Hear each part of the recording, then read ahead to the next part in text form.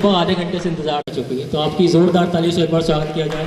सृष्टि देशमुख जी को शुभकामनाएं, बधाइयाँ देते हैं कि आपने इतनी सफलता प्राप्त की और भोपाल का नाम पूरे भारत में रोशन किया और ये दिखाया है कि भोपाल की लड़कियाँ सबसे ताकतवर होती हैं या नहीं? लड़कियों की आवाज़ नहीं है, अभी भी नहीं है।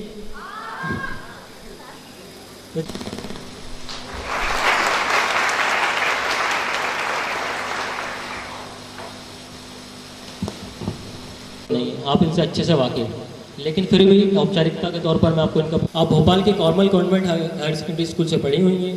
आपने 2018 में केमिकल इंजीनियरिंग से ग्रेजुएशन अपना पूरा किया। आपने पहले ही अटेम्प्ट में संघ लोक सेवा आयोग यानी यूपीएससी के अंदर सर्वप्रथम हम सृष्टि देशमुख जी को सुनेंगे। उसके बाद आपके सवाल कुछ बचते हैं तो हम सवाल लेंगे। उसके बाद अगर ऐसा लगता है कि आप मिलना भी चाहते हैं तो हम थोड़ा सा समय देंगे, लेकिन थोड़ा सा समय। तो मैं बिना किसी देरी करे आपको गौर किए हुए आमंत्रित करना चाहता हूँ सृष्टि देशमुख, आप सबको संबोधित करें। Good afternoon to everyone. सबसे पहले तो I would like to thank Vandana ma'am जिन्होंने मुझे यहाँ पे इनवाइट किया और आप सबसे आज बात करने का मुझे मौका मिल रहा है। So thank you so much ma'am. एक बात मैम से भी मैं अभी के बारे में सुनती थी कि वहाँ पर लेक्चर्स अच्छे होते हैं, ऑफिसर्स आते हैं, उनको सुनने का मौका मिलता है। तो और मैं थोड़ा दूर रहती हूँ तो मुझे कभी मौका नहीं मिला कि मैं यहाँ आऊँ और सारी फैसिलिटीज़ का मतलब उपयोग करूँ। तो आज वो मेरा जो सपना है, काश अभी सोचा था, वो आज पूरा हो गया है। तो आज पढ़ाई करके आज आप सबके बीच आने का मौका मिला। तो मेरी जर्नी के बारे में अगर कुछ कहूँ कि कैसे मैंने यूपीएससी की सिविल सर्विस जो परीक्षा है वो पास की और अच्छी रैंक हासिल की। तो सबसे पहले तो ये बता देती हूँ कि कोई भी यूपीएससी एस्पिरेंट जो पढ़ाई करता है, मैं भी वैसे ही हूँ, और उस वक्त ये लगता था कि बस लिस्ट में अपना नाम देख लूँ, है ना, कभी सब बस देख लूँ कि चलो एक कुछ सिलेक्ट हो गई हूँ। तो मेरे लिए भी एक बहुत अच्छा प्लेजेंट सरप्राइज़ था कि मैं अच्छी रैंक ले पाई। और उसके लिए ना केवल मम्मी पापा के आशीर्वाद और पूरे परिवार का साथ और कुछ खास दोस्त रहे जिन्होंने हमेशा मुझे मोटिवेट किया, और उसके अलावा कुछ टीचर्स, मेंटर्स जिनके मैं कांटेक्ट में रही। तो उन सबको मैं इस चीज़ का मैं कहूँगी जो कहते हैं श्रेय देना चाहूँगी मेरी सफलता के लिए। अब थोड़ा सा प्रिपरेशन पर आती हूँ। तो मैं ये आप मतलब है ना, सीरियस सेशन नहीं रहेगा, आप मुझसे इंटरैक्ट कर सकते हैं, आप मुझसे जो भी चाहे पूछ सकते हैं। पहले तो मैं अपनी तरफ से जितनी भी चीज़ें कवर करना चाहूँगी वो करती हूँ। तो पहले ये जानना चाहूँगी कि आप में से कितने लोग हैं जो यूपीएससी एग्ज़ाम देना चाह रहे हैं? ठीक है। और मतलब और भी आप दूसरी परीक्षाओं के लिए पढ़ाई करते होंगे, है ना? तो जब हम पढ़ाई करते हैं तो कुछ चीज़ें कॉमन रहती हैं, चाहे आप रेलवे की एग्ज़ाम दे रहे हो, चाहे आप गेट की एग्ज़ाम दे रहे हो, चाहे आप एसएसबी का फॉर्म भर रहे हो, यूपीएससी का, तो कुछ चीज़ें ना हमेशा कॉमन रहती हैं। तो वो जो कॉमन चीज़ें हैं आज उन पर हम थोड़ी सी बातचीत करेंगे। एक, हम लोग मध्य प्रदेश से हैं, हम सब लोग मध्य प्रदेश से हैं या बाहर से भी है कोई? मध्य प्रदेश से हैं। तो दो मैंने एक नेमोनिक सोचा था, एम और पी। तो I will talk about 2 M's and 2 P's, ठीक है? तो आपको याद भी रह जाएगी चीज़, ठीक है? तो पहले P से स्टार्ट करते हैं। The first P is about productivity, कि कितना हम टाइम अपनी पढ़ाई को दे रहे हैं और उससे हम कितना आउटपुट ले पा रहे हैं, है ना? कई बार ऐसा होता है कि हम 10 से 12 मतलब है ना बिल्कुल गिन करके बैठे हैं, सुबह से इतना टाइम लगा रहे हैं, पर फिर भी अगर हम एंड में देखते हैं तो हम उतने टेस्ट सॉल्व नहीं कर पाते। क्या आपके साथ ऐसा हुआ है? तो ये चीज़ का प्रॉब्लम है, मेरे साथ भी होता था ऐसा ही। ये प्रोडक्टिविटी की प्रॉब्लम है, टाइम हम उतना लगा रहे हैं पर उतना रिजल्ट नहीं मिल पा रहा है। तो उसके लिए तो एक चीज़ ये की मैंने कि जितने भी डिस्ट्रैक्शन हमारे एनवायरनमेंट में होते हैं, जैसे कि हमारा फ़ोन सबसे बड़ा, उसका जो यूट्यूब का ऐप है, उससे जो रिकमेंडेड वीडियोज़ में हम चले जाते हैं, उन चीज़ों को थोड़ा सा मैंने कम किया।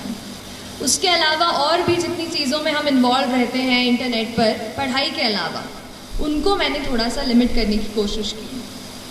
और दूसरी चीज़, कहीं ना कहीं अपने आप को एक थोड़ा सा टाइम टेबल में बांधने की कोशिश की।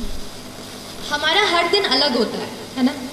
कभी किसी दिन पढ़ने का मन करता है, कभी किसी दिन पढ़ने का मन नहीं करता है, लेकिन फिर भी हमको एटलीस्ट 5 to 6 आवर्स मैं कहूँगी, अगर आप किसी भी एग्ज़ाम की तैयारी कर रहे हैं माफ़ कीजिएगा, आप लोग पीछे बैठे हैं, मैं आपको देख नहीं पा रही हूँ, बट तो किसी कोई भी एग्ज़ाम जो है वो 5 to 6 आवर्स आपको रोज़, मतलब मैं कहूँगी कंसिस्टेंटली आपको देने की ज़रूरत है ना। और उसके लिए आप अपना एक कुछ छोटा सा रूटीन, भले ही सोने के पहले आधा घंटा अपना दिन जो है दूसरा वो आप प्लान कर लीजिए, क्योंकि हर दिन नया होता है। अगर एक दिन आप टाइम टेबल बना दिया, यहाँ से यही करूँगा, और एक वीक आप सोचो कि फॉलो हो जाए, तो मुझसे वो फॉलो नहीं हो पाता था। तो मैं ये करती थी कि सोने के पहले थोड़ा सा आधे घंटे में कल क्या क्या टॉपिक्स पढ़ने हैं, क्या क्या चैप्टर्स कवर करने हैं, वो सब एक बार मैं लिख लिया करती थी। एक ये कहना चाह रही हूँ प्रेपरेशन की। तो प्रेपरेशन में अगर यूपीएससी स्पेशली बात करूँ तो मेरे पूरे प्रेपरेशन के 2 इम्पॉर्टेंट पिलर्स रहे। एक था करंट अफेयर्स। करंट अफेयर्स इसलिए एक इम्पॉर्टेंट पिलर है क्योंकि ज़्यादातर एग्जामिनेशन आप देखेंगे तो बहुत ज़्यादा आजकल ना डायनामिक होती जा रहे हैं, कि वो ये नहीं जानना चाहते कि चलो शाहजहाँ ने बना दिया ताजमहल, वो तो हमें पता है, अब उसके आगे की बात करो। तो अब जो डायनामिज्म एग्ज़ाम में आ रहा है उसके लिए करंट अफेयर्स पे आपकी पकड़ अच्छी होनी चाहिए। और करंट अफेयर्स के लिए मैंने न्यूज़पेपर को जो है सबसे ज़्यादा अच्छे से पढ़ा। पहले इंडियन एक्सप्रेस, मतलब पहले तो द हिंदू पढ़ती थी, फिर जब इंटरव्यू मेरा पास आया तो फिर मैंने द इंडियन एक्सप्रेस भी शुरू किया पढ़ना। और जो भी आप हिंदी माध्यम में अगर कुछ बच्चे दे रहे हो तो आप उस तरीके के न्यूज़पेपर पढ़ सकते हैं, लेकिन न्यूज़पेपर आप हमेशा पढ़ें, क्योंकि न्यूज़पेपर बहुत ज़्यादा अपने आप को चीज़ों को समझने में, हमारे आसपास एनवायरनमेंट में क्या चल रहा है वो पता करने के लिए आपको हेल्प करेगा। करंट अफेयर्स को मैं इसलिए स्ट्रेस कर रही हूँ क्योंकि मैंने ज़्यादातर अपनी प्रेपरेशन करंट अफेयर्स से खींच के की। जैसे कि एक एग्जाम्पल के लिए देख लीजिए कि कहीं आपने पेपर में पढ़ लिया कि कोई एक एनिमल है जो, मतलब जिससे ना पोचिंग, आप पोचिंग समझते हैं, पोचिंग हो रही है उसकी, and you know poachers are being caught, कि पकड़ लिया गया है जो भी इसके शिकार कर रहे हैं, ठीक है। तो या तो हम ऐसा कर लें कि इसका नोट बना लें कि ये एनिमल है, इसका शिकार हो रहा है और पकड़े गए, खत्म। या तो फिर आप एक काम करें, आप देखें कि वो एनिमल कौन सा है, इंटरनेट पे फटाफट गूगल सर्च किया, पता किया उसका IUCN स्टेटस क्या है। IUCN स्टेटस पूछते हैं ना, क्रिटिकली एंडेंजर्ड है कि क्या है, एंडेंजर्ड है, एक्सटिंक्ट हो गया है, क्या है, वो आपने पहले से सर्च कर लिया। फिर आपने देखा कि उस एनिमल वो कहाँ पाया जाता है, कौन से नेशनल पार्क में इट इज़ फाउंड। अच्छा चलिए असम में मिलता है, तो असम में और कौन से नेशनल पार्क्स हैं। मतलब एक पॉइंट पकड़ के न्यूज़पेपर का आपको उसके साइड में जितनी भी चीज़ें हैं वो उसी वक्त कवर कर लेंगे। उससे होगा क्या, उस दिन का आपका एनवायरनमेंट का एक सेक्शन कवर हो जाएगा। ऐसा करके पॉलिटी हो गई, या फिर जो भी हम, जैसे हम साइमल्टेनियस इलेक्शन के बारे में पढ़ते हैं, या फिर और भी प्रेसिडेंशियल पार्लियामेंट इलेक्शंस के बारे में पढ़ते हैं, उनसे रिलेटेड जो भी न्यूज़पेपर में आ रहा है, फिर आप उसकी और डीप में स्टडी कर रहे हैं, है ना। एक ये चीज़। जो दूसरा मेरा प्रिपरेशन का पिलर था वो था टेस्ट्स। देखिए पढ़ते तो हम सब हैं, लेकिन हमें पता कैसे चले कि हमारा स्टैंडर्ड क्या है। देखिए अगर हम अभी आपसे बात कर रहे हैं तो वहाँ कोई दिल्ली में बच्चा बैठा है जो पॉलिटी की लक्ष्मीकांत खोल करके दूसरा पेज पूरा रट रहा होगा, बात सही है। तो वो जो है ना, टाइम का हमेशा याद रखिए, टाइम हमेशा याद रखिए कि आपका टाइम सबसे ज़्यादा ज़रूरी है। अगर आप अपना वक्त निकाल कर इस पढ़ाई को दे रहे हैं, हमारे लाइफ के हम कलरफुल यूथ के ईयर्स अगर हम पढ़ाई को दे रहे हैं तो अपना 100% दीजिए। और टेस्ट्स आपको ये बताएंगी कि आपका स्तर क्या है प्रेपरेशन का। तो जो भी टेस्ट्स हों, चाहे भोपाल में, चाहे अगर आप दिल्ली से कोई फ़ोटोकॉपी मंगवा सकें, या जिस भी परीक्षा की आप तैयारी कर रहे हैं, ऑनलाइन अगर आपको कहीं टेस्ट्स मिलता है तो आप अपने आप को जांचते रहें। हर रोज़ 10 से 20 सवाल MCQ, या अगर रिटन हो तो मैं 1-2 आंसर्स रिटन, जो बड़े अपने सब्जेक्टिव आंसर्स थे, वो मैं 1-2 रोज़ लिखा करती थी। तो उससे मुझे आइडिया होता था कि मैं किस स्टैंडर्ड का लिख रही हूँ और क्या उससे मेरा कुछ चांस है सिलेक्शन का। तो ऐसा अपने आप को आप जांचते रहिए। तो हमने 2 पीस कवर कर लिए है ना। पहला पी कौन सा था? अच्छा, मतलब आप सुन रहे हैं मेरी बातें, अच्छी बात है। दूसरा था प्रिपरेशन। अब थोड़ा सा पी हो गया है तो M की बात कर लेते हैं। एक M मैंने जो हमें दिमाग में चीज़ जो है हमारे पुश करता है। अच्छा, इसके पहले मैं M की तरफ आऊँ, एक चीज़ बताऊँगी कि किसी भी एग्ज़ाम की जब हम प्रिपरेशन करते हैं उसके 2 पहलू हैं। एक, आप क्या पढ़ते हैं, कौन सी किताबें पढ़ते हैं, कितने टेस्ट लगाते हैं, कितने घंटे देते हैं, ठीक। दूसरा है एग्ज़ाम में कि आप मेंटली क्या सोचते हैं, क्या आप कॉन्फिडेंट हैं कि आप एग्ज़ाम क्रैक कर सकते हैं, आप साइकोलॉजिकली कितने स्ट्रांग हैं कि आपका मन नहीं कर रहा है उठने का पर फिर भी आप उठते हैं। वो चीज़ है आपका मेंटल करेज, और उसको आपको बिल्ड करना बेहद बेहद ज़रूरी है। मैं कहूँगी 60% ये मेंटल करेज है और ये 40% जो पढ़ाई है। तो उस मेंटल करेज को बिल्ड करने के लिए 2 एम हैं। एक है माइंडसेट, कैसा आप अपने दिमाग को ट्रेन करते हैं। देखिए एक बात होती है, जैसे आप खड़े हैं वहाँ पर, चलिए आपको नहीं कह रही, जैसे हम कभी पढ़ते हैं तो हमें लगता है कि आज मैं बहुत थक गई हूँ, आज बिल्कुल पढ़ने का मन नहीं है, अब तो पढ़ ही नहीं पाऊँगी। तो ये क्या है, आपका दिमाग आपको बोल रहा है कि आप नहीं कर सकते, आप नहीं कर सकते। हम अपने दिमाग से कई बार कंट्रोल हो जाते हैं। हमें करना ये है कि हमें अपने दिमाग को कंट्रोल करना है। हमें उसको बताना है कि नहीं, आज अगर मैंने सोचा है कि मुझे ये चैप्टर कंप्लीट करना है तो मैं करके रहूँ। तो आपको अपने दिमाग को कंट्रोल करना होगा, ठीक है। जब तक हम अपने माइंड को, अपने हार्ट को नहीं एक जगह फोकस कर पाएंगे, तब तक हम अच्छे से फोकस नहीं कर पाएंगे। तो ये चीज़ आप अपने आप को ज़रूर बताते रहिए। और जो दूसरा एम की मैं बात करती हूँ वो है मोटिवेशन। तो कई बार ऐसा पूछते थे, मैं भी जब पढ़ रही थी तो इंटरनेट पे ऐसे यूट्यूब पे सर्च करती थी हाउ टू स्टे मोटिवेटेड। तो लेकिन वो चीज़ मुझे बाद में समझ आई कि बाहर का कोई इंसान मुझे नहीं बता सकता कि how will I stay motivated. तो फिर थोड़ा अंदर मुझे झांकना पड़ा और तब मुझे समझ आया कि मैं कैसे मोटिवेट हूँ। तो फिर जब आपको मन करे ना कि आज तो हो गया, आज बहुत पढ़ाई कर ली, तब अपने आप से पूछो कि ऐसा क्या है जिसने मुझे पुश किया कि मैं ये करियर चुनूँ। ऐसा क्यों है कि मैं एसएसबी के एग्ज़ाम के लिए बैठ रही हूँ या बैठ रहा हूँ। Why is it. अगर आपका वाई तगड़ा है ना तो आप पूरी जर्नी से अच्छे से निकल जाओगे। इसलिए अपने वाई को, why do you want to join the civil service, why do you want to clear this exam, that is very very important. So don't start कि अगर करूँगा तो अच्छा वो मिल जाएगा, प्रेस्टीज मिल जाएगी। अगर आप प्रेस्टीज को सोच कर अगर आप सिविल सर्विस का एग्ज़ाम देने जा रहे हैं तो माय डियर फ्रेंड्स, ज़्यादा दिनों तक वो आपको मोटिवेट नहीं रख पाएगा। मोटिवेशन आपको कहीं ऐसी जगह से आना चाहिए कि अगर आप कहीं जा रहे हो, किसी बच्चे को देखते हो, किसी दुकान पर काम करते हो, तो क्या आप ये सोचते हैं कि वो बच्चा वहाँ पे नहीं होना चाहिए, वो बच्चा अभी स्कूल में होना चाहिए। क्या हम कुछ कर सकते हैं अपनी पढ़ाई से? क्या हम किसी ऐसे पोजीशन पे पहुँच सकते हैं कि उस बच्चे को वहाँ से निकाल कर स्कूल में भर्ती करा दें? तो ये चीज़ आपको मोटिवेट करनी चाहिए। जिस दिन आप सोसाइटी से जुड़ने लगेंगे और समझने लगेंगे कि कुछ और लोग हैं जो अनफॉर्चुनेट हैं, हम बहुत लकी हैं और हम उनकी मदद कैसे करें, तो फिर बहुत जर्नी जो है ना आसान हो जाती है। तो एक ये चीज़ मोटिवेशन की थी कि आप खुद अपने आप को मोटिवेट करिए। मैं लकी रही कि मैं मम्मी पापा के साथ रहकर, घर में रहकर पढ़ाई की मैंने। तो जब भी कभी बोर होती थी, मम्मी से बातचीत कर लेती थी किसी टॉपिक के बारे में। आप भी अपने मम्मा से, पापा से या डियर फ्रेंड, आपके भाई बहन जो भी हों, उनसे इस बात का डिस्कशन करें। और इसके अलावा डी स्ट्रेस भी हूँ। और एक और बात मैम से बात करते हुए मुझे याद आई कि मुझे ज़रूर आपसे शेयर करनी चाहिए, वो है हमारा न्यूट्रिशन और हमारा पूरा जो न्यूट्रिशन हम लेते हैं। देखिए हमारा दिमाग, आपने पढ़ा होगा ना साइंस में, कितना % वाटर होता है? Our brain is what %, how much % is it water? 70%, yes. So close to 70% of our brain is just water. और अगर हम वाटर ही, पानी ही नहीं पियोगे तो कैसे पढ़ाई होगी? इसलिए हमेशा आपको हाइड्रेटेड रहना है। पढ़ाई के बाद जूस, अच्छा चाय कॉफ़ी नहीं है, जूस एंड अच्छा पानी, या तो जूस नहीं हो तो पानी, प्लीज़ हाइड्रेटेड रखिए अपने आप को। अपने टेबल पे हमेशा ये चीज़ रखिए। और दूसरी चीज़ है न्यूट्रिशियस फूड। तो मैम तो बिल्कुल मम्मा जैसे रखती हैं आपको, तो आप बिल्कुल न्यूट्रिशियस फूड लेते रहिए जहाँ भी आप रहते हैं। प्लीज़ आप अगर हॉस्टल में रहते हो तो प्लीज़ अपने आप को कभी भी वो मत कीजिए, क्योंकि हमारी बॉडी जब स्ट्रांग होगी ना तभी अपन अच्छे से हेल्दी होकर पढ़ पाएंगे। तो don't compromise on that front.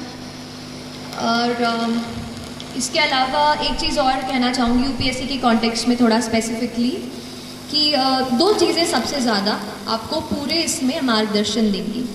पहली चीज़ है यूपीएससी का सिलेबस।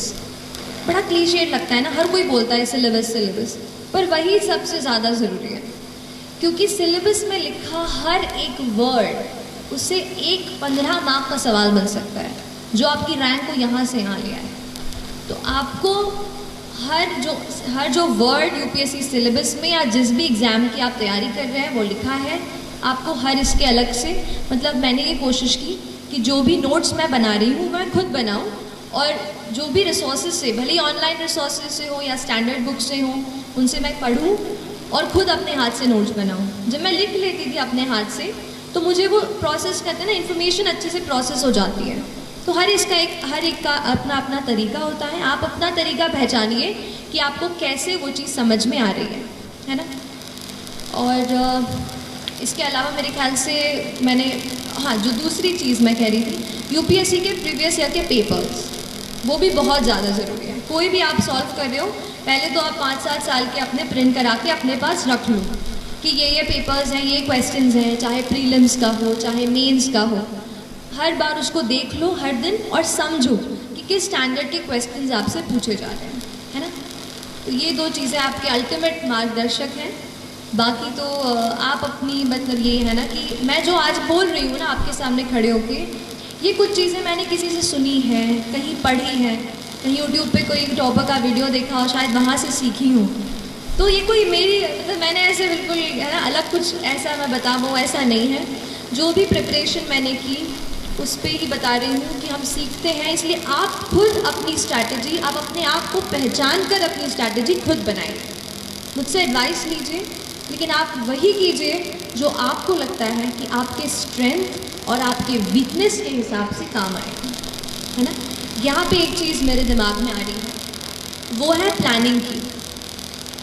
प्लानिंग और अपने नोट्स का ऑर्गेनाइजेशन बेहद ज़रूरी है। अगर आप एग्ज़ाम, आपको डेट जैसे पहले आ जाती है, यूपीएससी की डेट 1 साल पहले आ जाती है। जैसे 1 साल पहले जब मैं दे रही थी तब पता चल गया था कि अगले साल 2 जून को पेपर होने वाला है प्रीलिम्स का, ठीक। तो ऐसे डेट आ जाती हैं पहले, तो आप अपने एग्ज़ाम के डेट के हिसाब से अच्छे तरीके से पूरी चीज़ों को आपको प्लान कर लेना है कि कौन सा टॉपिक मेरा कौन सा स्ट्रेंथ है। जैसे मुझे पॉलिटी बहुत पसंद था और ज्योग्राफी बहुत बोरिंग लगता था, तो ज्योग्राफी को मैंने किसी तरीके से हर रोज़ उसको एक चैप्टर करके उसको करती थी। पॉलिटी में एक साथ ज़्यादा भी पढ़ लेती। तो ऐसा आप अपना खुद का स्ट्रेंथ पहचानो कि किस टॉपिक के साथ आप ज़्यादा टाइम स्पेंड कर सकते हो या किसके साथ कम, उस तरीके से उसको कवर करने की कोशिश करें। और तो अभी ये तो मैंने ब्रॉड टच कर दिया है। इसके अलावा जो भी आपको सवाल मुझसे पूछने हैं आप पूछ सकते हैं। जब हम आंसर लिखते हैं तो हमारे अंदर क्या अप्रोच होनी चाहिए आंसर लिखते टाइम, क्योंकि हमारे पास बस 9 से 10 मिनट का समय रहता है आंसर लिखते समय, तो क्या क्या इंग्रेडिएंट्स हमें उनमें डालने चाहिए जिससे हमारा एक आंसर है वो अच्छा आंसर बने। Towards the end? Yes. So yes, answer writing बहुत ज़्यादा ज़रूरी है। अच्छा हुआ पूछ लिया, मुझसे मिस हो गया था, थैंक यू। आंसर राइटिंग किसी भी एग्ज़ाम का तो मतलब कह सकती हूँ, लेकिन यूपीएससी एग्ज़ाम के लिए बहुत ज़्यादा ज़रूरी है आंसर राइटिंग। एंड जैसा कि आपने सही कहा कि 9 मिनट मिलते हैं, और ऑप्शनल का पेपर ले लूँ तो अगर थोड़ा हायर मार्क का हो तो 14 मिनट मिलेंगे। ऐसे 9, 11, 14 इतने ही मिनट मिलेंगे एक आंसर को लिखने के, depending on the word limit. तो उसको कैसे लिख पाएँ? अगर आप सोचें कि मैं बिना प्रैक्टिस करके ना उधर ही कोई कर लूँगा टाइम पर, तो सच में नहीं हो पाता है। मुझसे तो मैं आधा घंटा ले लेती थी एक आंसर लिखने के लिए शुरुआत में, है ना। और मेरे ख्याल से आपके साथ भी ये चीज़ हुई होगी कि आधा घंटा क्वेश्चन लेके टाइम स्टॉप वॉच अच्छे से ऑन करके बैठे और लग गया आधा घंटा, तो ये होगा। तो लेकिन प्रैक्टिस की ज़रूरत है। तो पहले आप अपना नॉलेज बेस बना लो। जैसे मान लो आप किसी पॉलिटी का मान लीजिए आप आंसर आज लिखने का सोच रहे हैं, पहले आप उसका नॉलेज बेस बनाइए कि अच्छा ये मैंने पढ़ रखा है। उसके बाद आप आंसर क्वेश्चन को अटेम्प्ट कीजिए। तो क्वेश्चन को अटेम्प्ट करके कुछ ऐसी चीज़ें मैं आपको बताती हूँ जो मैंने उसमें डाली और शायद मुझे लगता है कि उससे अच्छे मार्क्स मिले। कोई भी आंसर अगर केवल जैसे शुरू किया, थोड़ा सा बताया, और वो है ना एक स्टैंडर्ड फॉर्मेट की introduction, then body, then conclusion, ये तो हम लिखते ही हैं। इसके अलावा आप अपने आंसर्स में कुछ फैक्ट्स कोट कर सकते हैं। जैसे कि हम न्यूज़पेपर पढ़ते हैं तो नहीं पढ़ते हैं कि 50% of the Indian population is this, कुछ भी ऐसा डेटा रहता है, जीडीपी का डेटा रहता है और कुछ, तो ऐसे फैक्ट्स जो हैं आप कोट कर सकते हैं। This is 1। नंबर 2, कोई भी कमिटी की रिपोर्ट ऐसे आता है कि जैसे अभी आया था कि justice B N Srikrishna की रिपोर्ट आई थी, है ना, प्रिवेसी को लेकर के, राइट टू प्रिवेसी को, तो वो एक रिपोर्ट मैंने आंसर में कोट की थी। तो ऐसे कोई भी रिपोर्ट्स और कमीशंस जो बैठते हैं, जैसे आपने पुंची कमीशन, सरकारिया कमीशन, ARC, इनके बारे में सुना होगा, तो इनकी रिपोर्ट्स को आपको वहाँ पे लिखना है कि इनके हिसाब से ये व्यू पॉइंट है। कुल मिला के बात ये है कि हमारा व्यू पॉइंट तो ठीक है, पर हमारे व्यू पॉइंट को एक्सेप्टेबल बनाने के लिए हमें किसी का सहारा लेना पड़ेगा। तो हम उस फैक्ट का सहारा लेंगे या उस कमिटी का सहारा लेंगे, तो हमारी कही हुई बात ज़्यादा एक्सेप्टेबल साबित होगी। आप समझ रहे हैं? तो ये फैक्ट, कमिटी, इसके अलावा आजकल इंडेक्स बहुत आते हैं, जैसे आपने ease of doing business index सुना होगा, है ना। गवर्नमेंट भी उस पर काफ़ी स्ट्रेस कर रही है कि ईज़ ऑफ डूइंग बिजनेस पे हमारी रैंकिंग और अच्छी हो जाए। तो आप उन इंडेक्सेस को पढ़िए, जैसे एनवायरमेंटल प्रोटेक्शन इंडेक्स आता है, ऐसे, तो इनको भी आप अपने आंसर्स में कोट कर सकते हैं। And as far as time is concerned, तो मैंने एक स्टॉप वॉच खरीदी थी छोटी सी, और बस फिर आंसर्स लिख करके अपना टाइम ऑन करके बार बार प्रैक्टिस करती थी।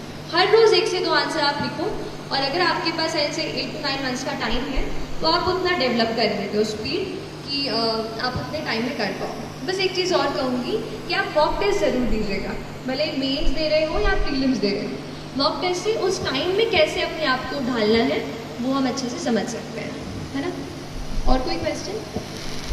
गुड आफ्टरनून मैम, मेरा क्वेश्चन है कि यूपीएससी में जो क्वेश्चन आते हैं, किस तरीके के क्वेश्चन में पैराग्राफ का यूज़ सूटेबल रहेगा, और जो अनुच्छेद पॉइंट वाइज उनमें कैसे कॉम्बिनेशन होना चाहिए या फिर कैसे डिफरेंस? जी ठीक है, आप बैठ जाइए।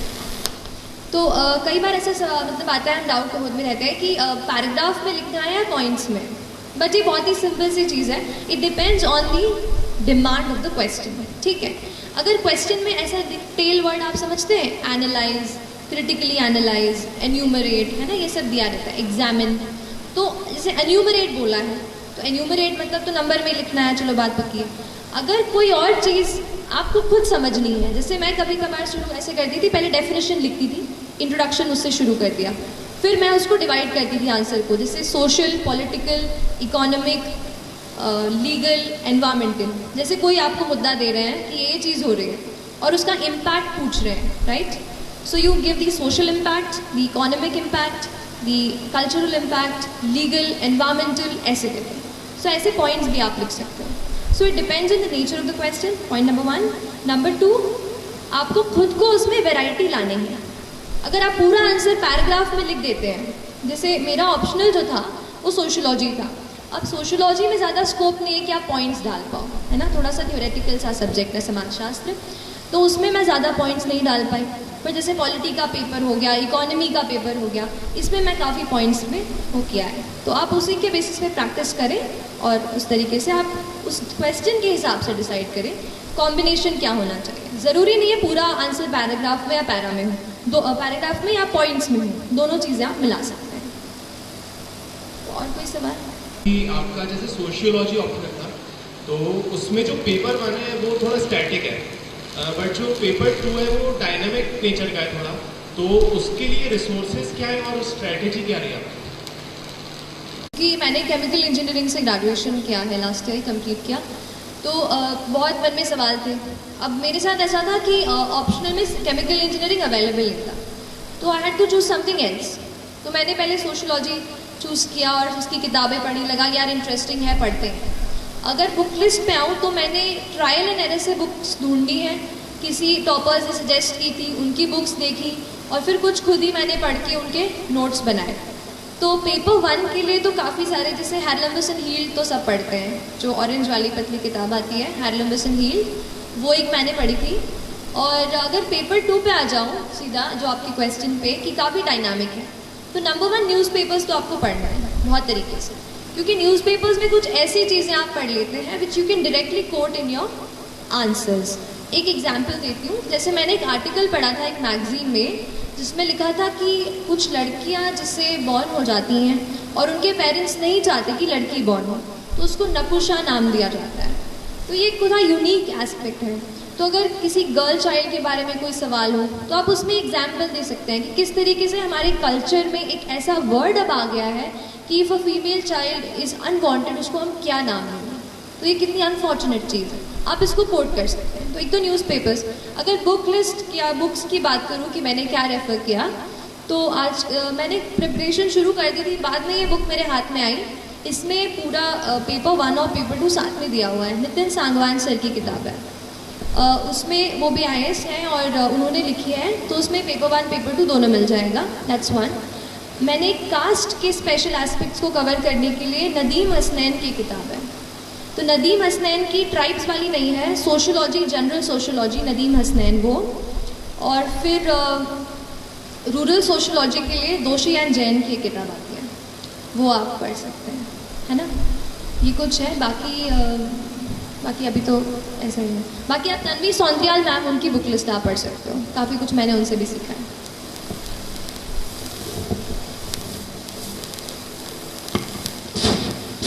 Good morning ma'am.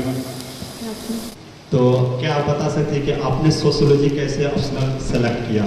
क्योंकि हम इंजीनियरिंग फील्ड से करते हैं और कहीं भी कनेक्शन नहीं है सोशियोलॉजी पॉलिटिक्स या किसी से। फिर आपने कैसे डिसाइड किया कि चलो सोशियोलॉजी चूज कर लेते तो मैं इसमें सही कर पाऊंगी, स्कोर कर पाऊंगी? ठीक है, बैठ जाएगा।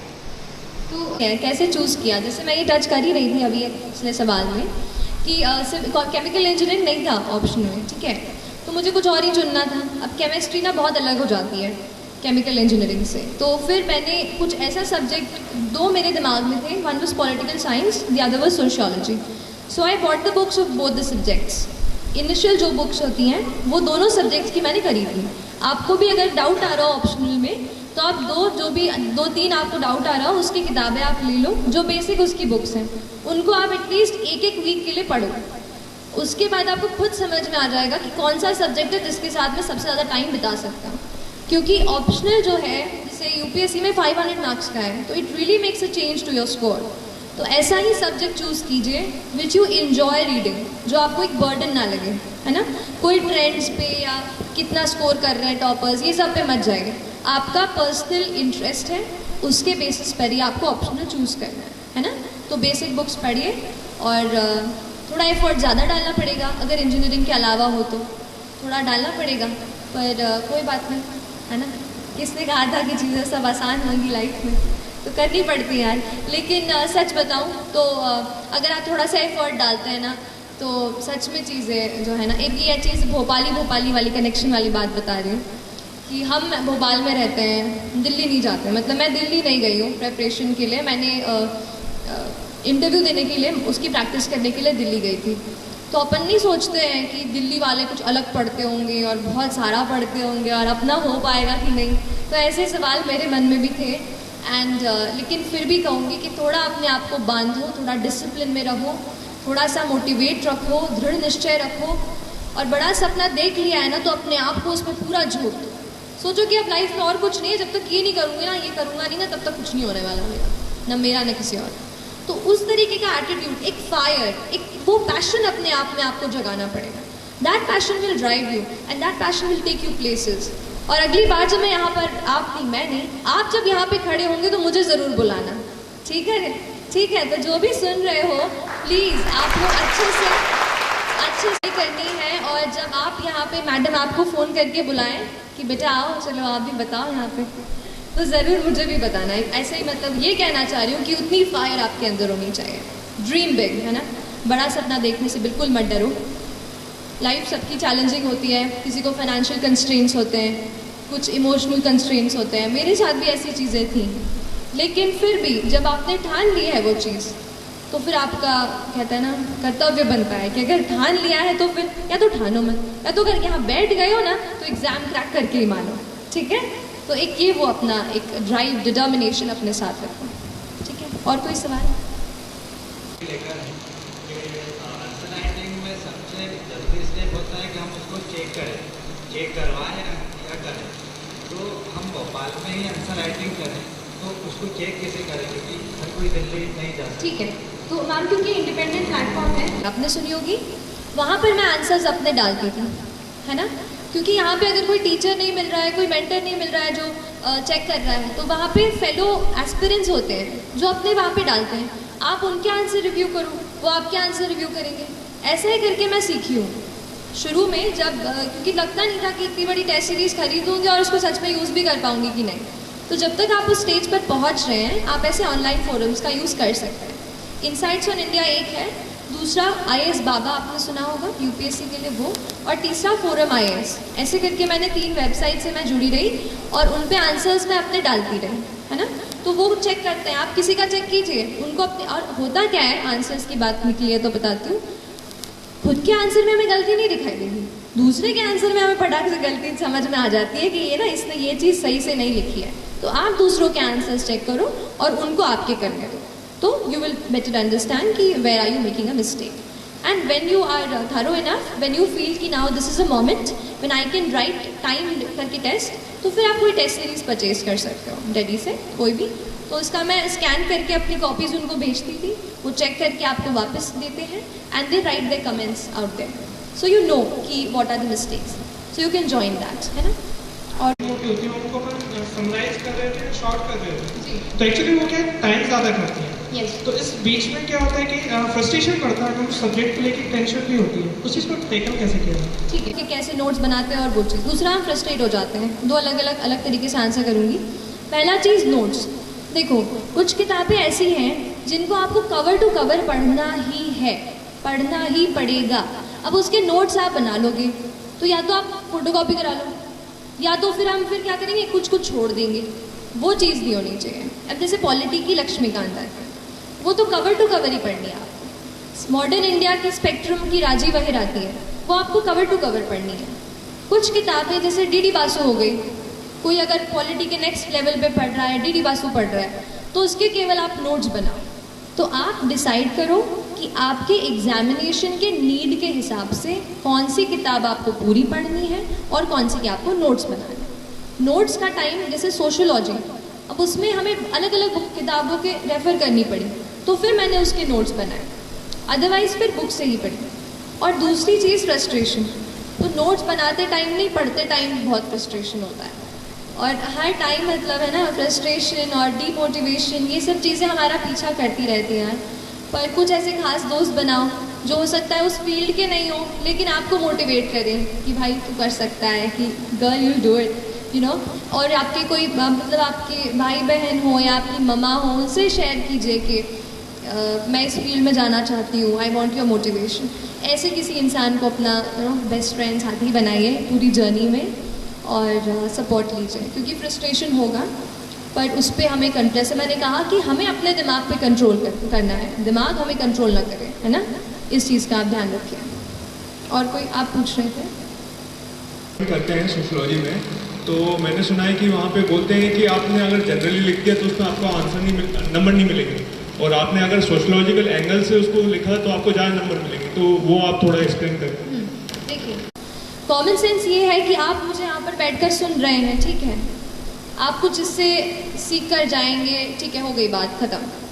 अब इसको सोशियोलॉजी के तरीके से कैसे देखेंगे कि आप सबको हम देख लेंगे, कितने मेल्स हैं कितने फीमेल्स हैं, आप पे थोड़ा रिसर्च करेंगे, आप घर जाके पढ़ाई कर रहे हैं कि नहीं कर रहे हैं, और फिर एक डेटा निकालेंगे कि जिन बच्चों ने यहाँ पे सेशन अटेंड किया था उन्होंने इतनी अच्छे से पढ़ाई की, इन्होंने अच्छे से पढ़ाई नहीं की, तो उस स्पीच का कितना इम्पैक्ट रहा, कितना इम्पैक्ट नहीं रहा। जब मैं उस रिसर्च फाइंडिंग को कोट करके बताऊंगी तो वो सोशियोलॉजी, और जब मैं ऐसे ही कह दूंगी कि हाँ ये जो लड़की है ना ये बहुत अच्छा पढ़ने वाली है, ये कॉमन सेंस।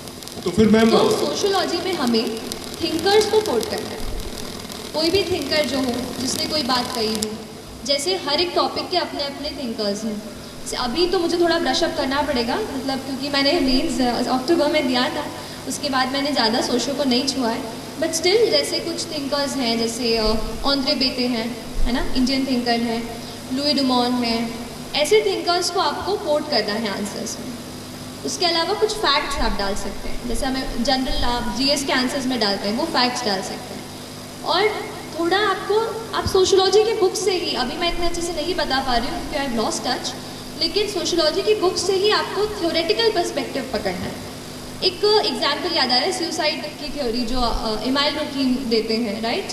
तो उन्होंने कैसे कहा कि सुसाइड, उन्होंने कहा कि साइकोलॉजिकल चीज़ नहीं है, सोशियोलॉजिकल चीज़ है। कैसे कहा? उन्होंने कहा कुछ लोग या तो जो अनमैरिड हैं या तो जो थोड़े से अलग रहते हैं लाइफ से, थोड़ा फ्रस्ट्रेटेड है, वो लोग ज़्यादा सुसाइड करने की तरफ आकर्षित होते हैं। तो उनके रिसर्च फाइंडिंग पे बेस्ड था। तो ऐसे कुछ रिसर्चेस आपको कोट करने हैं और थिंकर्स को कोट करना है, वो मेरे ख्याल से सोशियोलॉजिकल एंगल होगा, है ना। एंड मैम मेरा दूसरा क्वेश्चन है कि वर्ड लिमिट कंप्लीट करने के लिए आपने वैसे लिखना स्टार्ट किया? नहीं, अगर मैं देखो यूपीएससी अगर केवल वर्ड लिमिट आरजीपीवी की तरह पन्ने भरने जाएंगे ना तो मार्क्स नहीं मिलेंगे सर, सच बता रही हूँ, मार्क्स नहीं मिलेंगे। मैंने भी आरजीपीवी के एग्जाम 2-2 घंटे में निकाल के आती थी। मतलब अब देखो, अब आपसे अच्छे से शेयर कर रही हूँ, आप हंस के थोड़ा और याद है एक चीज़ मेरे को कि मेरा लास्ट सेमेस्टर का एग्जाम हमारा 8 सेमेस्टर का एग्जाम का 4th पेपर, 4 ही पेपर होते हैं थ्योरेटिकल इंजीनियरिंग में आखिरी सेमेस्टर में, तो उस पेपर के बीच में और मेरे प्रीलिम्स एग्जामिनेशन के बीच में 14 दिन का अंतर था। 14 दिन, आप समझ रहे हैं, मतलब मेरी लाइफ की मैं बड़ी एग्जाम देने जा रही हूँ और मुझे जब पता चला कि बस 14 दिन है तो मैं हिल गई थी पूरी तरीके से। तो वो जो एग्ज़ाम था आखिरी, जो भी पेपर थे 4, वो मैंने 2-2 घंटे में लिख के मैं निकली हूँ, क्योंकि मुझे एक चीज़ तो पता थी कि यहाँ पे मुझे ज़्यादा क्वालिटी पर जज नहीं किया जाएगा। आप समझ रहे हो ना, इंजीनियर टू इंजीनियर बातें है। तो लेकिन यूपीएससी ऐसी नहीं है। आप कोई और पेपर देंगे, एसएससी, एसएसबी, वहाँ पे वो आपके क्वालिटी ऑफ आंसर पे ही आपको चेक करेंगे। एंड वहाँ पे आप सोचो कि मैं लाइन थोड़ी स्पेस बना के जो है पेज मुझे पूरे भर दूंगा और उसमें पॉइंट नहीं होगा तो आपको मार्क्स नहीं मिलेंगे। ये मुझे कैसे पता चला? जब मैं अपने टेस्ट लिख रही थी, जो आप टेस्ट देख रहे हैं ना, उनमें आप नंबर देख लीजिएगा। शुरू के टेस्ट में आप देख लीजिए मैं कैसा लिखती हूँ और बाद के टेस्ट में देखिए आप मैं कैसा लिखती हूँ। मैंने खुद ही ये चीज़ समझी, इम्प्रूव की कि मेरे आंसर में वो लोग ये नहीं देख रहे कि मैं कितना दोनों पेज कम्प्लीटली भर रही हूँ, वो ये देख रहे हैं कि कितने पॉइंट्स उसमें से निकल रहे हैं। आप समझ रहे हैं? तो पॉइंट्स कितने उससे रेलेवेंट क्वेश्चन में जो पूछा गया है। एक तो पहली बात, क्वेश्चन को अपन को 2 बार पढ़ना है, ठीक है। एग्जाम में इतना प्रेशर होता है, एक बार पढ़ लेते हैं, हाँ को ना को हाँ पढ़ के आंसर टिक ला के आ जाते हैं, वो चीज़ गलत है। तो क्वेश्चन आप चाहे मेंस का हो चाहे प्री का हो, 2 बार पढ़ो, दिमाग को शांति से दिमाग में घुसाओ और फिर 10 सेकेंड्स का वक्त लेके फिर शुरू करो आंसर राइटिंग। और ऐसी कोई मेरी वो नहीं रही कि जैसे ज़्यादा स्पेस दूँ या इस तरीके से, ऐसा कुछ नहीं है। अगर आपको ऐसा लग रहा है तो फिर अच्छी बात है, मेरा प्रेजेंटेशन अच्छा काम कर गया, है ना। तो बस हाँ, क्योंकि देखो प्रेजेंटेशन भी इम्पॉर्टेंट होता है ना। एक चीज़ पे आ जाती हूँ कि देखो कोई एग्जामिनर आपकी कॉपी चेक कर रहा है, उसे कोई मतलब नहीं है सृष्टि देशमुख कौन है, कोई मतलब नहीं। उसके लिए बस एक गड्ढा है कॉपी का, राइट। अपने लिए वो अपनी पूरी लाइफ की वो है ना मेहनत अब उनको दे रहे हैं। तो आप कैसे दूसरों से अलग आपकी कॉपी चमके, इस बात पे आपको थोड़ा वर्क करना पड़ेगा। तो आपकी कॉपी प्रेजेंटेबल होनी चाहिए, ऐसा नहीं कि बिल्कुल मोतियों के अक्षर लिखने हैं, ऐसा कुछ नहीं है। नॉर्मल आप हैंड राइटिंग लिखो बट उसको समझ में आ जाए एग्जामिनर को, मतलब उसको चश्मा, अब वो प्रोफेसर्स होंगे उनको ज़्यादा वो ना करना पड़े, दिक्कत ना हो, उनके लिए आसानी हो, ऐसा आंसर लिखो। प्रेजेंटेबल भी हो, थोड़े बहुत, जैसे आपने पूछा था ना कि आप क्या आंसर में करते हो, तो मैंने थोड़े फ्लो चार्ट वगैरह भी बनाए। मैप मैंने सीखा कि कैसे मैं 10 सेकेंड में इंडिया का मैप बना लूँ, तो वो मुझे एक चीज़ काम आई। जैसे एक क्वेश्चन आया था कि आप रामसर वेटलैंड साइट्स बताइए इंडिया में कौन से हैं, तो इधर मैं लिख देती कि 2 Ramsar wetland sites are Deepor Beel in Assam and Bhojpal lake in Bhopal, ठीक है। मैंने क्या किया, छोटा सा मैंने 10 सेकंड में फटाक से एक मैप बनाया, वहाँ पे असम के साइड पे एक गोला बना के वहाँ लिख दिया दीपोर बिल और इधर लिख दिया भोजपाल लेक। तो उससे क्या हो गया, प्रेजेंटेशन इम्प्रूव हो गया। हो सकता है आधा मार्क मैंने वहाँ एक्स्ट्रा चुरा लिया हो। ऐसे करके आपको अपने आंसर्स को इम्प्रूव करना है और ये प्रैक्टिस से आएगा। मैम जस्ट टू कंफर्म, मैं समराइज करने के लिए, आपने पहला बोला कि सोशोलॉजिकल एंगल में अपने को थिंकर्स को कोट करना है तो उससे ज़्यादा मार्क्स मिलेंगे अपने को, ठीक है। तो मैम जीएस का जो आंसर अपन लिखते हैं और सोशोलॉजी का जो आंसर लिखते हैं, दोनों में सिर्फ यही फ़र्क है कि अपने को थिंकर्स का आपने, मैं आपको एक बताऊंगी कि मैं सच बता रही हूँ वेरी ऑनेस्टली। अभी मेरा थोड़ा टच छूट गया है सोशियो का, तो मैं इतना अच्छे से नहीं बता पा रही हूँ। आप मेरे आंसर शीट्स दूसरी वेबसाइट पे जहाँ पे मैंने सोशियो की टेस्ट सीरीज ली थी, आप वहाँ से मेरे आंसर्स पढ़िए and you will get to know कि व्हाट आई राइट डिफरेंटली, है ना। बाकी अब मैं इनको चांस दूँ प्लीज़, है ना, पूछने के लिए। ये कुछ स्पेशल फोकस एरिया जो जिस पे ध्यान दिया जाए ज़्यादा। ठीक है। प्रीलिम मेरे मार्क्स आए, मुझे अभी भी पता चला कि 98 कट ऑफ गया था, वो तो पहले पता चल गया था। मेरे 106 मार्क्स आए, तो कोई खास बहुत तगड़े मार्क्स नहीं है मेरे, लेकिन फिर भी पूछा है, अब थोड़ा क्रॉस कर लिया है। तो बस ये बोलूँगी कि अपनी एग्ज़ाम की पैटर्न को पहचानो। यूपीएससी में कुछ, जैसे पॉलिटी एक ऐसा सेक्शन होता है कि वो पूछेंगे ही पूछेंगे आपसे, और वहाँ अगर आपने गलत कर दिया तो ऐसे हज़ारों बच्चे हैं जो पॉलिटी को मास्टर करके वहाँ बैठे हैं, तो वहाँ तो एक भी आपका सवाल गलत नहीं होना चाहिए। तो पॉलिटी को आप पूरा पक्का करके जाओ। पिछले साल मॉडर्न हिस्ट्री से भी बहुत ज़्यादा सवाल आए थे, तो उसको भी आपको अच्छे से कवर करना है, ठीक है। तीसरी चीज़, करंट अफेयर्स में जो एनवायरनमेंट पूछा जाता है वहाँ से भी क्वेश्चंस आए हैं, तो करंट अफेयर्स का एनवायरनमेंट। फिर मुझे याद आ रहा है गवर्नमेंट स्कीम्स जो है वो भी बेहद ज़रूरी है ना।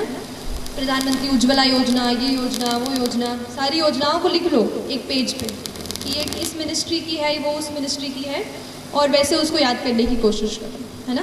तो ये कुछ इंपॉर्टेंट पॉइंट्स हैं, पॉलिटी और modern history, environment, current affairs. और हाँ, आजकल ना बुद्धिज़्म जैनिज़्म से बहुत सवाल आने लग गए हैं। पिछले साल ही 2 सवाल आ गए, तो अब वो मुझे कहीं नहीं मिला, तो मैंने एग्ज़ाम के एक दिन पहले बस विकीपीडिया का बुद्धिज़्म और जैनिज़्म का पूरा पेज पढ़ लिया। उसी से वो स्थानकवासी मुझे आ गया और एक मैत्रेय करके क्वेश्चन था वो मुझे आ गया।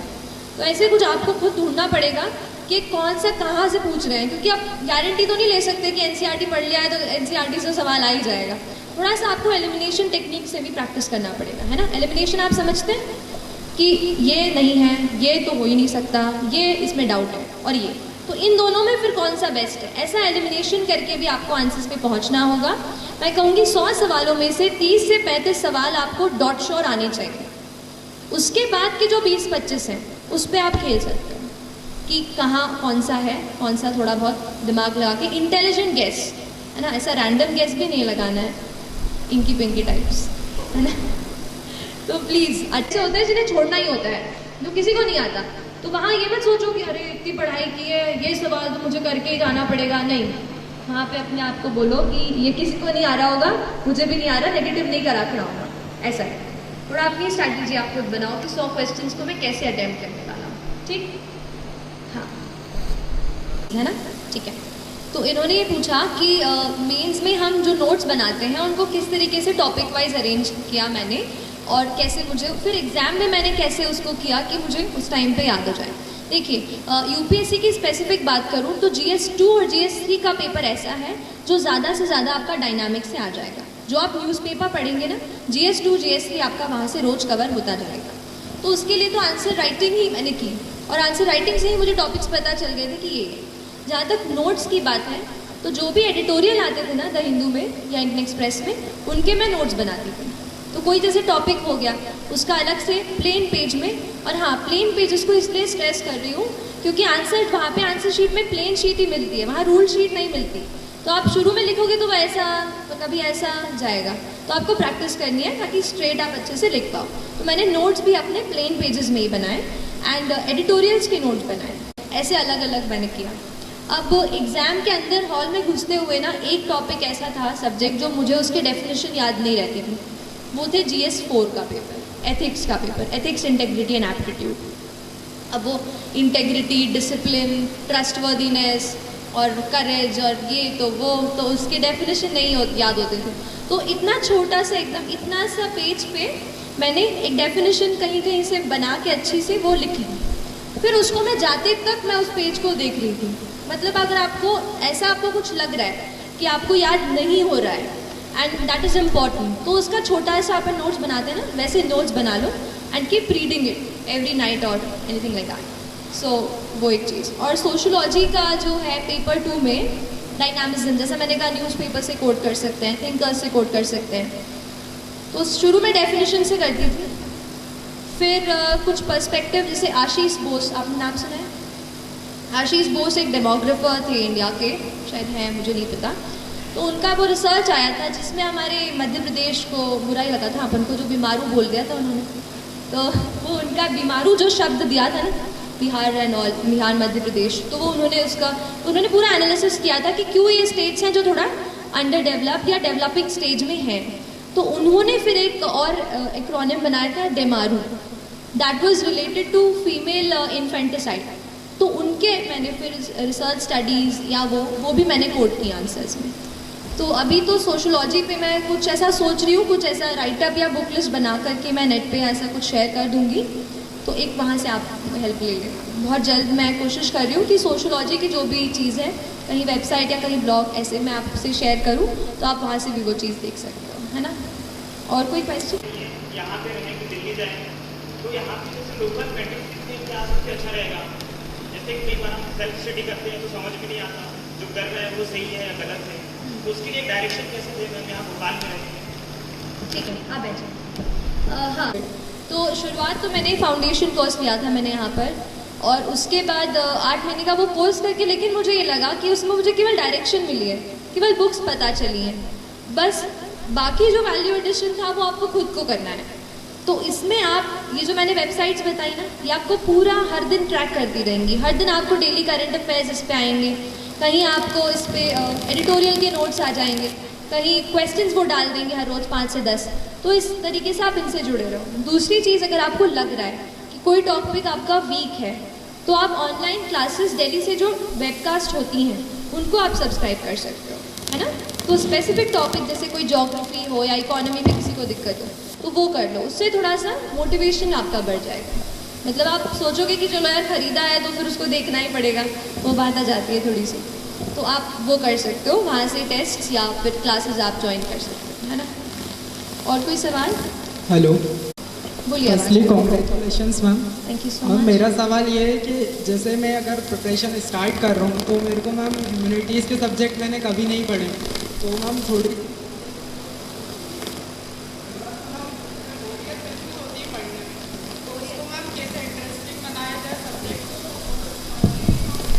तैयारी, तो शुरुआत में प्रिपरेशन से शुरू किया जाए ताकि हम आगे उसमें वर्क कर सकें। ठीक है, तो ह्यूमैनिटीज़ पढ़ना शुरू किया है तो सीधा बुक से शुरू मत करो। मैंने क्या किया था, न्यूज़पेपर्स उठाए थे सबसे पहले। तो कॉलेज जाती थी, बस में एक न्यूज़पेपर शुरू में आधा, आते टाइम आधा, ऐसे करके, क्योंकि कॉलेज के साथ मैंने प्रिपरेशन किया तो टाइम एकदम है ना पूरे दिन का भी मुझे कम मिला। तो मैंने कोशिश की कि जहाँ भी ट्रैवल जैसे कर रहे हैं, हम कई बार ईयरफोन्स लगा लेते हैं, तो अब पढ़ने लगे हैं तो ईयरफोन्स की जगह पे न्यूज़पेपर निकाल लीजिए, ऐसा थोड़ा सा एडजस्टमेंट कीजिए, अपना एनवायरनमेंट चेंज कीजिए पढ़ाई का। ह्यूमैनिटीज़ को स्पेसिफिक लेके जो क्वेश्चन है कि हाँ बोरियत आएगी, मैं भी हिस्ट्री पढ़ते पढ़ते सो जाती थी, और ज्योग्राफी तो आप पूछो ही मत कैसे मैंने पढ़ा है, तो ठीक है, तो ऐसा होगा आपके साथ भी। बट न्यूज़पेपर से शुरू करो, वो चीज़ें आपको इंटरेस्ट दिलाती हैं, ठीक है। जैसे कोई चीज़ आप पढ़ते हो कि ये जो है ना, आज जैसे आज कौन सा डे है बताइए आप मुझे। हाँ, आज वर्ल्ड हेरिटेज डे है, राइट। तो आज वर्ल्ड हेरिटेज डे पे आप यूनेस्को की वेबसाइट पे जाओ, या जो भी यूनाइटेड नेशंस इसको मना रहा है उसकी वेबसाइट पे आप चले जाओ। आज उनके उसमें आपको देखो कि अलग अलग फोटोग्राफ्स, बहुत सारी चीज़ें आपको मिलेंगी। सो you can learn the UNESCO world heritage sites आज ही, समझ रहे हो। अपने आप को आपको कहीं ना कहीं इंटरेस्ट डेवलप करना पड़ेगा। ज़रूरी नहीं है बिल्कुल कि बुक खोल के बैठे तो इसको ही कवर करना है। इंटरनेट से हेल्प लो, इंटरनेट बहुत मुझे भी हेल्प किया, बहुत ज़्यादा, उससे भी मैंने थोड़ी वैरायटी आ जाती है उससे। तो ऐसे अलग अलग सोर्सेज से पढ़ाई करो। और जैसे अगर हिस्ट्री बोरिंग लग रही है तो कभी उसके साथ कोई और ऐसा सब्जेक्ट का कॉम्बिनेशन बना लो जो आपको इंटरेस्टिंग लगता हो, है ना। तो अपने आप को रिवॉर्ड दो, कभी एक चॉकलेट खा लो रात को, पढ़ाई अच्छी कर ली हो तो। किसी को आइसक्रीम पसंद है वो खा लो। देखो मैं कह रही हूँ ना, अपने सबको सब बोरियत होता है यार, इतनी पढ़ाई अपन को नहीं जमती है, बट कर लेते हैं ना, तो सच को अपने दिल को भी थोड़ा ट्रिक करो, है ना। तो बोरियत तो होगी, but we have to manage anyhow. Anybody else? My question is, what you did in your last month before prelims, and why did you shift from Hindu to Indian Express, and how do I make balance among solving mocks, revising static, focusing on current affairs and CSET also efficiently in coming days? So that's my confusion, ma'am, actually in your question. True. बहुत important 40 days about. तो you know, इतने time में आप कुछ test लगा चुके होंगे, तो उन टेस्ट को आप ये समझो कि वो नेचर ऑफ मिस्टेक जो आप कर रहे हैं वो क्या है। देखो गलतियाँ हम सब करते हैं, मेरे भी 90 मार्क्स ही आया करते थे ऐसे मॉक में इतने दिन पहले, 80, 90, 70, तो मुझे लगा ये 110 का आंकड़ा तो मैं पार नहीं कर पाऊँगी, ऐसा होगा। तो लेकिन आपको क्या करना है, आपकी जो मिस्टेक कहाँ हो रही है उसको आप पकड़ो। अच्छा मिस्टेक कैसे, नॉलेज का गैप है क्या, कहीं कोई चीज़ मैंने कि मुझे 3 में से 1 आ रहा है फिर भी मैं अटेम्प्ट कर रहा हूँ और वो नेगेटिव हो जा रहा है, वो पकड़ो। कभी कभार हम सिली मिस्टेक कर देते हैं, ए का बी का डी मार्क कर देते हैं, तो क्या ऐसी मिस्टेक है? अपने नेचर ऑफ मिस्टेक को एनालाइज करो। और अगर आपको ये लगता है, मेरे साथ ऐसा हुआ था कि मेरा नॉलेज का गैप सामने आ रहा था कि this thing I have not studied, तो उस टाइम पे फिर मैंने पेपर लगाना कम कर दिया और थोड़ा अपनी रीडिंग पे, स्टडिंग पे फिर से फोकस किया। ठीक है, तो आप स्टडिंग पे फिर से जाओ, जो आपका वीक एरिया है, जहाँ आपके क्वेश्चंस गलत हो रहे हैं, आप उसको फोकस करो। और क्या सवाल आपने इसके साथ पूछा था? हाँ ठीक है, न्यूज़पेपर नहीं, तो I just correct my self if you got me wrong. It was only after I had done my mains when I got an interview call, then I started reading one more newspaper. Otherwise, so the Hindu is only thing which you have to read for civil service. Otherwise, आप जो online articles आते हैं, जैसे Live Mint, right, Live Mint पे काफ़ी articles आते हैं। PRS legislative research आपने सुना होगा, वहाँ पे आर्टिकल्स आते हैं, तो वो आप पढ़िए। इंटरव्यू में ये रहता है, थोड़ा सा ओपिनियन आपको ज़्यादा पता होना चाहिए, क्योंकि एक ही ओपिनियन पढ़ेंगे तो उनके सामने मल्टी डिमेंशनल आंसर नहीं बता पाएंगे। इसलिए फिर मैंने आफ्टर इंटरव्यू कॉल फिर मैंने दूसरा पेपर उठाया। बाकी तो एक भी ख़त्म नहीं होता यार पूरा, दूसरा कैसे पढ़ेंगे, है ना। टेस्ट एंड यू फाउंड कि आपकी अभी गलती हो रही है, तो फिर आप स्टडी पे जाओ ना, है ना। बाकी एनीवेज कमिंग टू, जैसे लास्ट मैं कहूँगी 15-20 डेज में आप 1 वॉक पर डे ऐसा करिए, और थोड़ा उसी टाइम में, जैसे पेपर कब है, एडमिट कार्ड आ जाएगा तो पेपर का टाइम पता चल जाएगा, राइट, 9 से 11 है क्या है, तो उसी टाइम में बैठ करके यहाँ पे बॉटल रखी, यहाँ पे वॉच रखी, वैसे ही टाइम में अपने आप को बैठ के प्रैक्टिस करवाओ। ठीक है, क्योंकि गर्मी बहुत होने वाली है 2 जून को, तो अपने आप को उस एनवायरनमेंट में भी ढालना बहुत ज़रूरी है। तो इस प्रकार से कर सकते हो, कभी 1 वॉक पर डे, नहीं तो 50 क्वेश्चंस पर डे, या तो मिक्स लगा लिया कभी, या कभी लग रहा है कि आज मुझे एनवायरनमेंट का रिवीजन करना है तो एनवायरनमेंट के 50 सवाल लगा लिए, ऐसा। It depends totally on you कि आपकी नीड क्या है, आपको नीड पहले अपनी खुद की पहचाननी है ना। और कोई सवाल? और एक ही बार दिए हैं, बट जर्नी से मुझे ये लगा when I was into the process of preparation कि यूपीएससी आपको कोई बायस नहीं रखता है। देखिए, आप समझने की कोशिश कीजिए, पीटी आया, पीटी गया, पीएमटी आया, पीएमटी गया, पर यूपीएससी की जो ऑथेंटिसिटी है, जो उसकी क्रेडिबिलिटी है, वो आज तक मेंटेन है। आज तक जो बच्चे उसमें से सिलेक्ट होते हैं वो आज IAS officers, IPS, all India service, IRS में जाके सर्व कर रहे हैं। तो उस एग्जामिनेशन और उस इंस्टीट्यूशन की जो क्रेडिबिलिटी है वो बेहद हाई है, और वो इसलिए क्योंकि वो कोई बायस नहीं रखते हैं कि हिंदी माध्यम का बच्चा है या तेलुगु माध्यम में लिख रहा है तो उसको हम नहीं वो करेंगे। तो मुझे नहीं लगता कि उस इंस्टीट्यूशन में कोई बायस है। अगर कोई कमी आ रही है, जो मुझे लग रहा है, जिसकी वजह से जैसे हम देखते हैं कि हिंदी माध्यम में जो छात्र दे रहे हैं उनका अगर रेशियो कम है, तो मेरे पर्सनल ओपिनियन में शायद जो है ना मटेरियल का दिक्कत आ रहा है। आजकल इंग्लिश में इंटरनेट पे वेबसाइट्स हैं, सब इंग्लिश में रहती है, तो उनसे, जैसे मैं इंग्लिश मीडियम से थी तो मैं कोई भी वेबसाइट पे जो भी मटेरियल हो उसको मैं एक्सेस कर पा रही थी। पर शायद अगर कोई हिंदी माध्यम का छात्र है उसके लिए शायद मटेरियल की दिक्कत आ रही है। लेकिन मेरे ज्ञान में आया है कि कुछ कोचिंग्स ऐसी हैं या कुछ जैसे वेबसाइट्स हैं जो हिंदी में ही मटेरियल प्रोवाइड करते हैं। तो अगर आपका माध्यम हिंदी हो तो ये मन में बिल्कुल ना सोचिए कि यूपीएससी आपसे भेदभाव करेगा या उससे आपको कम मार्क्स देंगे। अगर आप में काबिलियत है, आप सही तरीके के आंसर्स लिखते हैं, जो पूछा है वो आप बताते हैं, तो आपको ज़रूर मार्क्स मिलेंगे, है ना। और कोई सवाल? Thank you so much. Ma'am, मेरा क्वेश्चन ये है कि जब आंसर राइटिंग करते हैं मेंस के लिए तो बहुत लेंथी हो जाता है, और कभी कभी स्पीड नहीं मेंटेन नहीं हो पाती, और स्पीड होती है तो क्वालिटी मेंटेन नहीं हो पाती है, और बहुत प्रैक्टिस करने के बाद भी नहीं हो पाता है पूरे पेपर सॉल्व। ठीक है, अगर प्रैक्टिस करने के बाद एनालिसिस पे ज़्यादा टाइम दो अपने आंसर पे। आप तो खुद का आंसर लो कि देखो कि मैं कितना, ये टॉपिक है, चलो ठीक है। जब हम लिख लेते हैं और टाइम का कंस्ट्रेंट नहीं रहता, तब आप आराम से सोच सकते हो कि इस सवाल में मुझसे ये पूछा था कि 1857 के रिवोल्ट के बाद में इंडिया पे क्या इम्पैक्ट पड़ा, और फिर अगर ये नहीं होता तो क्या होता है, ऐसा कुछ जो भी मन से सवाल बना रहे हो। तो वैसा सवाल आप क्या मैंने उस क्वेश्चन के नीड को, डिमांड को एड्रेस किया है कि नहीं, क्या मैंने ऐसे पॉइंट्स डाले हैं कि नहीं। तो भले ही आप सवाल लिखने, आंसर लिखने में आप 15 मिनट दे रहे हो, तो आंसर के एनालिसिस में आप भले ही 45 मिनट्स दो, पर analyse the question thoroughly whether or not I am able to address the demand of the question जो पूछा गया है। ठीक है, एनालिसिस करके आप समझ जाओगे कि यहाँ क्वालिटी की दिक्कत है। तो फिर आप, मैं कहूँगी शुरू में आप टाइम मत सोचो, आप सोचो ठीक है जितना टाइम ले रही हूँ लेने दो, धीरे धीरे वो हो जाता है। आप एकदम अपने आप को टाइम के कंस्ट्रेंट में मत बांधो, क्वालिटी पे ज़्यादा फोकस करो, है ना। एंड एक और चीज़ है, क्योंकि इन्होंने एक सेकेंड इनका सवाल क्योंकि गर्ल ने पूछा था, I just share one fact with you. 759 बच्चे सिलेक्ट हुए इस साल, ठीक है, फाइनल लिस्ट में यूपीएससी की। And there are just 182 girls ma'am, just 182 out of 759। मतलब हम 50-50 हैं और यहाँ पर हमारा इतना जेंडर इम्बैलेंस है। तो मैं सारी गर्ल्स जो अभी मुझे सुन रहे हैं, टेल यू प्लीज़ प्लीज़ खूब सारा अच्छे से पढ़ाई करो।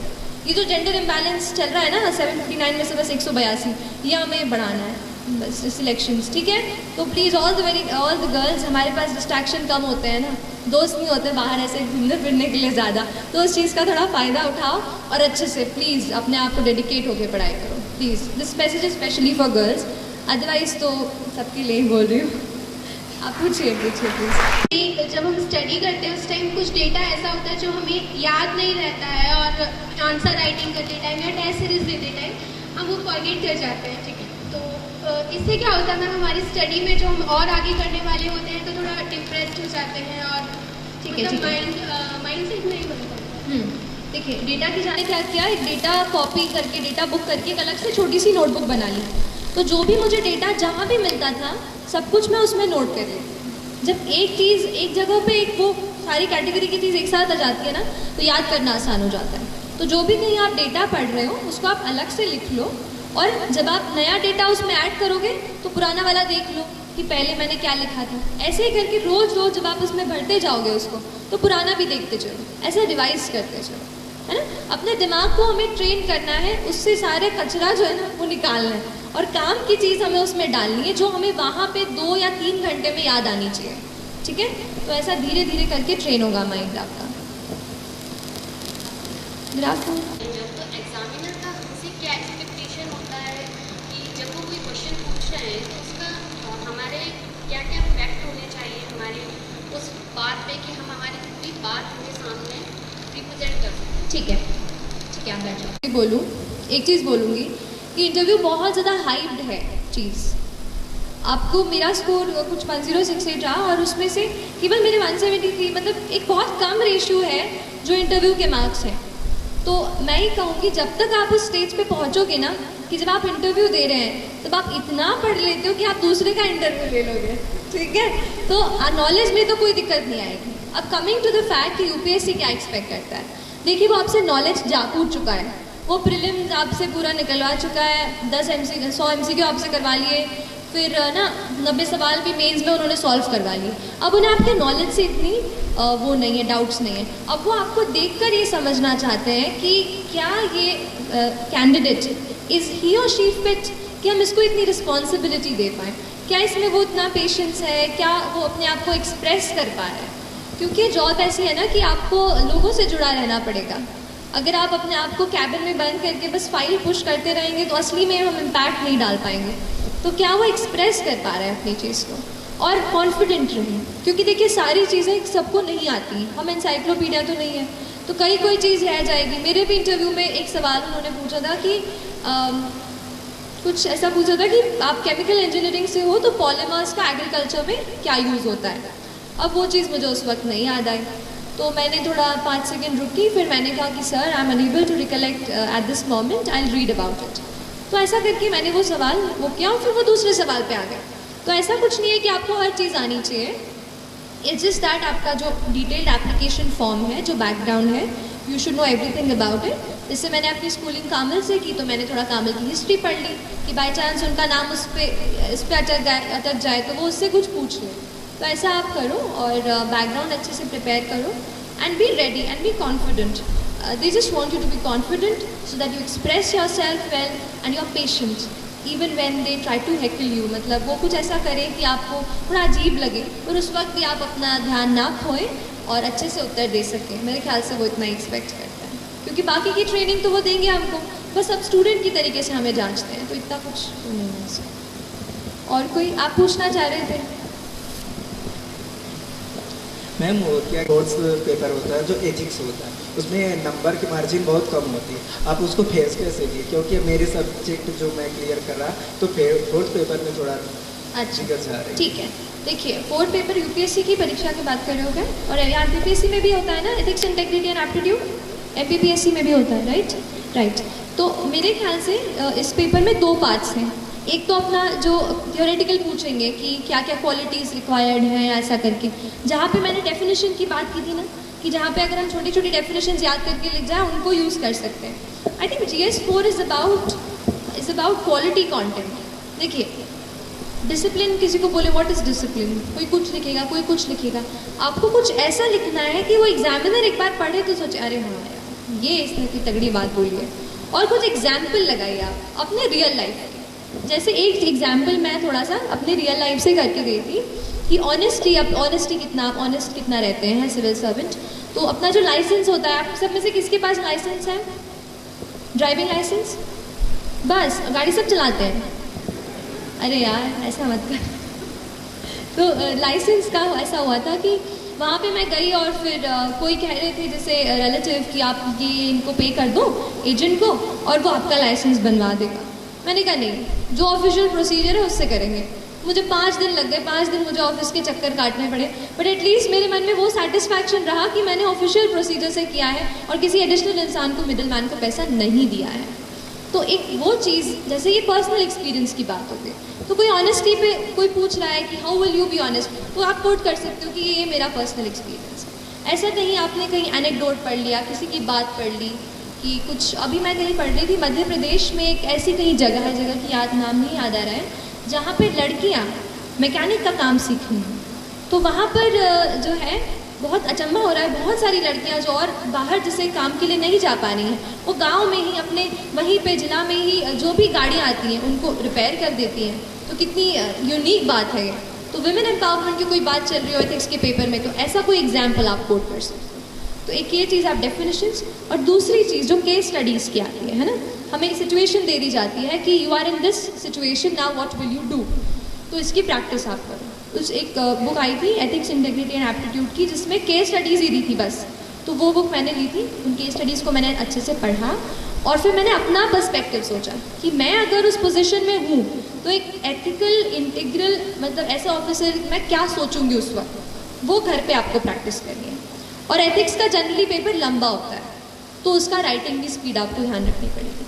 तो ये 2-3 चीज़ें हैं ना आप। और कोई Any more questions here? It's taking too much long and thanks to जो हम इंग्लिश मीडियम के लिए जो है रिसोर्सेज बहुत ज़्यादा है, तो हिंदी मीडियम वाले बच्चों के लिए रिसोर्सेज कम है। yes. तो मैम जो हम आंसर राइटिंग करते हैं तो हम हमारी कॉपी कैसे चेक करें?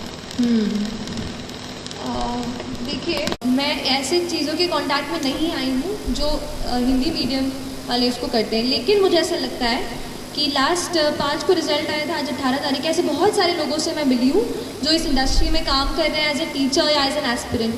तो मैं उनके साथ कोशिश करूँगी कि मेरे से जितना हो पाए ये चीज़ बढ़े, क्योंकि ये मैं समझती हूँ कि हिंदी मीडियम के लिए थोड़ा सा मटेरियल का प्रॉब्लम हो रहा है।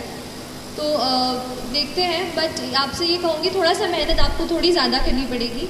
आप थोड़ा नोट्स आप खुद अपने बनाओ और कुछ किताबें हैं उनको जो हिंदी में दी हैं उनको पढ़ो, या कोई इंग्लिश में पढ़ के इजी इंग्लिश जैसे थोड़ा बहुत तो आप समझ सकते हैं ना, तो उसको आप अपने आप पढ़ाते हैं। और जो हिंदी टेस्ट सीरीज़ लगाते हैं देते हैं है ना, जो आपके आंसर्स चेक करके आपको दें, ऐसे कुछ मैं समझती हूँ। क्योंकि मध्य प्रदेश में हम हैं और काफ़ी हिंदी माध्यम के बच्चे हैं, तो आप ऐसे किसी टीचर्स से जुड़िए। और आई सपोज मैम भी मतलब इस पर आप थोड़ा मैम देखिएगा, अगर बच्चों को हेल्प हो पाए, कोई भी टीचर अगर हिंदी माध्यम से बच्चों की कॉपियाँ चेक कर पाए है ना, तो ऐसा कुछ थोड़ा ढूंढना पड़ेगा। और अगर मेरे कांटेक्ट में कोई आता है तो मैं मैम को ज़रूर इन्फॉर्म करूँगी, तो आप उनसे पूछ लीजिएगा है ना, ठीक है। तो ख़त्म। मैं एक चीज़ मैं कल परसों एक यूट्यूब वीडियो देखी तो वो मैं आपके साथ शेयर करना चाहूँगी। बस ये बात है कि बिफोर आई से those lines, thank you so much for lending me your ears. आप लोगों ने मेरी बातें सुनी, मेरे से इंटरेक्ट किया मेरे साथ, और मुझे बहुत बहुत अच्छा लगा दैट अगर यहाँ से अगर आप 2 भी चीज़ अगर कुछ अपने प्रिपरेशन में इम्प्लीमेंट करेंगे तो पूरा मेरा यहाँ पे आना पक्के से सफल हो जाएगा, और अभी भी हो गया है। तो प्लीज़ आप अच्छे से पढ़ाई कीजिए और डिस्ट्रेस भी होइए, ऐसा नहीं है बस पढ़ाई करनी है। थोड़ा सा आप अपने दोस्तों के साथ मूवी भी देखिए, कभी फन टाइम भी इंजॉय कीजिए। लेकिन अगर आपने फोकस बनाया है, अगर you have decided that this is something that you have to do in your life, so I tell you there is nothing more powerful in this universe than a human being with a purpose. You know, if हम एक human being हैं, we are a ball of energy. अगर हम ये decide कर लें that we have a purpose in mind, then nobody can stop us. Believe in this thought. मैं यहाँ पे बिल्कुल वो चीज़ फॉलो करके आपके सामने खड़ी हूँ, and you can be here as well, है ना. तो please believe in yourself, don't get demotivated. If you get, फिर से अपने आप को ट्रैक पे ले आओ. और एक दो चार लाइन ही है कि डर मुझे भी लगता था फासला देखकर, डर मुझे भी लगता था फासला देखकर, पर मैं बढ़ता गया रास्ता देखकर. डर मुझे भी लगता था फासला देखकर, पर मैं बढ़ता गया रास्ता देखकर. खुद ब खुद मेरे नज़दीक आती गई, खुद ब खुद मेरे नज़दीक आती गई. मेरी मंजिल मेरा हौसला देखकर, मेरी मंजिल मेरा हौसला देखकर. तो आप अपना हौसला बुलंद कीजिए, बड़ा सपना देखिए. बड़ा सपना देखने से डरिए मत, लेकिन जितना बड़ा आपने सपना देखा है उतनी ही बड़ी मेहनत करेंगे तो आप यहाँ आएंगे और फिर मुझे ज़रूर बुलाएंगे, है ना. चलिए, thank you so much for your time and I will take care. कैसा महसूस कर रहे हैं आप सब? एक इस प्रोग्राम को थोड़ा हम अलग बनाने की कोशिश करें, क्योंकि हर कोई आता है, लेक्चर देता है, संघर्ष कर लेना, मेहनत कर लेना, वो तो सबको पता है. आप यूट्यूब भी देखते हैं और यहाँ दिन भर बैठकर 12 घंटे पढ़ते भी हैं, कुछ रात को 11 बजे यहाँ से भगाने पर भी नहीं भागते. लेकिन इस प्रोग्राम में हम ये चाहते थे कि आपको जो प्रॉब्लम आ रही है वो डायरेक्टली आप पूछो, जो भी हो. आपने पूछा भी, बहुत अच्छा लगा हमें. आपका सृष्टि देशमुख जी, आपका बहुत बहुत धन्यवाद करते हैं कि पहली बार ऐसा प्रोग्राम हुआ है कि इतने सारे सवाल का जवाब यहाँ पूछा गया और आपने सभी का जवाब, ऐसा कोई भी नहीं बचा है. तो मैं औपचारिक रूप से एक क्वेश्चन था, कुछ पूछ रहे थे, हमें फ़ोटो लेना था, तो आप फ़ोटो के लिए घबराएं मत. हम वीडियो शूट हो रहा है, इस पूरे प्रोग्राम की वीडियो भी हमारे फेसबुक ग्रुप पर आपको मिल जाएगी, उसकी लिंक मिल जाएगी. आप फ़ोटो चाहते हैं तो आपका एक प्रूफ फ़ोटो आप सबका करवाए जाएंगे. लेकिन उससे पहले मैं डॉक्टर वंदना शर्मा मैम को बुलाना चाहूँगा कि औपचारिक रूप से वो धन्यवाद दें. रूप से यहाँ औपचारिकता कहीं रही नहीं है. ऐसा लग रहा है सृष्टि हमारे साथ रही है हमेशा. और अब सृष्टि के ये सेशन के बाद मुझे देश के जो दूसरे बच्चे यूपीएससी में एग्ज़ाम दे रहे हैं उनके लिए ज़्यादा शुभकामनाएं देना पड़ेंगी, ऐसा लग रहा है. क्योंकि यहीं के बच्चे अगर सब सिलेक्ट हो गए तो उन लोगों को शुभकामनाएं देना ही हमारी ड्यूटी बनती है कि हम उन लोगों को भी शुभकामनाएं दें. और सृष्टि यहाँ आई, अपना महत्वपूर्ण समय दिया और आप लोगों के लिए इतना सोचा उन्होंने कि जैसे ही मैंने उनसे रिक्वेस्ट किया कि भाई हमारे बच्चे आपसे मिलना चाहेंगे और उन्हें मार्गदर्शन मिलेगा, तो सृष्टि बहुत सहजता से तैयार हुई. तो इनके आने की, इनकी सहमति के साथ ही मुझे हरिवंश राय बच्चन की एक पंक्ति याद आई कि अनगिनत राही गए इस राह से उनका पता क्या, पर कुछ गए छोड़ पैरों की निशानी. यह निशानी मूक होकर भी बहुत कुछ बोलती है, खोल इसका अर्थ पंथी पंथ का अनुमान कर ले. तो आपने अपने पंथ का अनुमान थोड़ा लगा लिया होगा. और इस सेशन के बाद आप एक दो बहुत ही महत्वपूर्ण बात मैं यहाँ बताना चाह रही हूँ कि बहुत सारे बच्चे तैयारी करते हैं यूपीएससी की, और वो जो प्रिस्क्राइब बुक्स हैं उनसे पढ़ते हैं, केवल उन्हीं को पढ़ते हैं, अच्छी तैयारी करते हैं. उन्हें बता दिया जाता है कि ये बुक इससे पढ़ो, ये बहुत अच्छी बुक्स है, इसमें बहुत अच्छे पॉइंट्स हैं. लेकिन क्या होता है कि उत्तर सब लोग लिखते हैं, सबके सही उत्तर होते हैं, लेकिन सबका सिलेक्शन नहीं हो पाता, क्योंकि सिलेक्शन उन्हीं का होता है जो थोड़ा सा हट करके लिखता है. और हट करके वो इसलिए लिखता है कि जैसे सबसे पहले सृष्टि ने एक बात कही थी, और मुझे वहीं से सृष्टि की सफलता का अंदाज हो गया. उन्होंने ये कहा था कि यदि आप यूपीएससी देना चाहते हैं, इसलिए कि एक प्रेस्टिजियस जॉब है, ये सम्मान है, अधिकार है, यश है, धन है, सब कुछ है. लेकिन यदि एक उद्देश्य हमने ये बना लिया कि हमें इसलिए बनना है कि जैसे हमने किसी गरीब बच्चों को देखा कि ऐसे बच्चों को सबको पढ़ना मिल जाए, मतलब जितना ज़्यादा आपकी पढ़ाई का संबंध आपके प्रेस्टिजियस लाइफ से न होकर के समाज की चिंता को लेकर के होगा, उतनी चिंता आपकी बढ़ेगी, उतना चिंतन बढ़ेगा, आपका लिखने का स्टाइल बनेगा, क्योंकि आप अपने लिए नहीं सोच रहे हैं, आप सोच रहे हैं किसी एक खास समस्या को लेकर के, अपने देश की चिंता को लेकर के, देश के किसी ऐसी बात को लेकर के। बहुत बार हम सुनते हैं कि बहुत साधारण परिवार में पड़ी हुई बच्ची, चाहे वो उसके पिता टांगे चलाने वाले हैं या कोई एक बहुत ही गरीब कृषक है, उनके बच्चे यूपीएससी में इन्होंने अच्छा रैंक मिला उन्हें। इसका कारण ये नहीं है कि उन्होंने बहुत पुस्तकें घोंट डाली होगी, इसलिए कि वो जिस परिवेश में रही है उस परिवेश को लेकर के चिंतित रही होंगी, या वो बच्चे चिंतित रहे होंगे, और उस चिंता ने उनको चिंतन दिया होगा, और इस चिंतन ने उनको लगन दी होगी, और लगन से उन्होंने परिश्रम किया होगा, और परिश्रम से उन्हें सफलता मिली होगी। तो हम अपने लिए न करें, केवल ये ध्यान दें कि हमें यूपीएससी क्लियर इसलिए करना है कि हम बड़े अधिकारी बनेंगे, तो ऐसा सोच करके बहुत बच्चे एग्ज़ाम देते हैं। लेकिन सफलता उन बच्चों को मिलती है जो अपने साथ साथ एक चिंता को लेकर के चलते, एक चिंतन को लेकर के चलते, एक समाज से जुड़े हुए होने का, समाज से कोई कुछ देने के भाव को लेकर के जो लोग जुड़ते हैं, उनकी सफलता निश्चित है, तय है। क्योंकि वो जब लिखते हैं तो उनके लेखन में जरूर दूसरे बच्चों से अंतर होता होगा, और उनका लेखन उनसे दूसरों से श्रेष्ठ रहा होगा। तो इस बात को भी आप ध्यान में रखिए। आप सबकी सफलता बिल्कुल आपके इरादों पर टिकी हुई है। जैसे दुष्यंत कुमार की पंक्ति है ना कि यह पहाड़ी पाँव क्या चढ़ते, इरादों ने चढ़िए, कल दरीचे ही बनेंगे द्वार, अब तो पथ यही है। तो एक ही पथ बनाएं, आपके दरीचे दरवाजे बन जाएंगे, आपको सफलता निश्चित मिलेगी। बस ये है कि जो कुछ आपने आज सीखा समझा उसे ग्रहण करें, उसे अपने रोज़मर्रा के अपने जो तैयारी है उसमें लेकर के आएँ। और मैं आप सबकी सफलता की शुभकामनाएं देती हूँ, और सृष्टि को बहुत बहुत धन्यवाद देती हूँ कि इतने अच्छा सेशन उनका रहा, और बच्चे न केवल मोटिवेट हुए, उन्हें बहुत सारी उनकी समस्याएं जो उनके अंदर उनको पूछती होगी, उनको जिज्ञासाएँ उनकी शांत हुई। इसके लिए मैं आपका बहुत आभारी हूँ, धन्यवाद देती हूँ।